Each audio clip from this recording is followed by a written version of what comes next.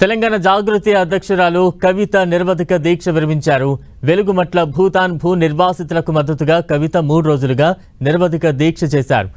ధర్మ సమాజ్ పార్టీ అధ్యక్షుడు విశారదన్ మహారాజ్, జాతీయ బీసీ కమిషన్ మాజీ చైర్మన్ జస్టిస్ ఈశ్వర్య నిమ్మరసం ఇచ్చి కవితతో దీక్ష విరమింపజేశారు. పేదల జోలికొస్తే తాను ఊరుకోబోనన్న కవిత ప్రభుత్వంపై ఎంతవరకైనా పోరాడతానన్నారు. ఇవాళ ఖమ్మంలో 62 ఎకరాల భూదాన్ ల్యాండ్ విషయంలో ఈ గొడవ జరుగుతున్నది.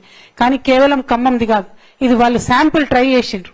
ఇక్కడ కనుక రెసిస్టెన్స్ రాకపోతే, ఇక్కడ కనుక వ్యతిరేకత రాకపోతే తెలంగాణ రాష్ట్ర వ్యాప్తంగా 1,74,000 ఎకరాల భూదాన్ భూమి ఉన్నది.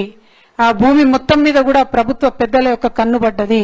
ఇక్కడ ఎట్లా అయితే పేర్లు మార్చిండ్రో వేరే అన్ని చోట్ల కూడా అదే జరిగే అవకాశం ఉంటది. కాబట్టి 1,74,000 ఎకరాలకు ఖచ్చితంగా ప్రభుత్వం తక్షణమే శ్వేతపత్రం విడుదల చేయాలి. వాటి మీద కూడా మేము ఆగకుండా పోరాటం చేస్తూనే ఉంటాం. ఎందుకంటే అది పేద ప్రజలకు చెందాల్సినటువంటి భూమి. ఇన్నేళ్లు తెలంగాణలో పంచలేదు, కానీ ఫ్యూచర్ లో ఖచ్చితంగా ఒకనాడు మేము అధికారంలోకి వస్తాం.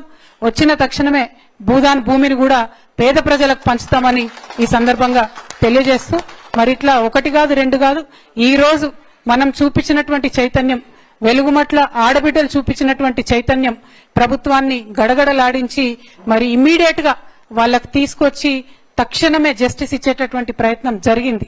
అదే ప్రతిపక్షాలేమో మేము అధికారంలోకి వచ్చినాక 3 ఏళ్ల తర్వాత మీకు జస్టిస్ చేస్తామని చెప్పిండ్రు. కానీ we don't believe in that. అన్యాయం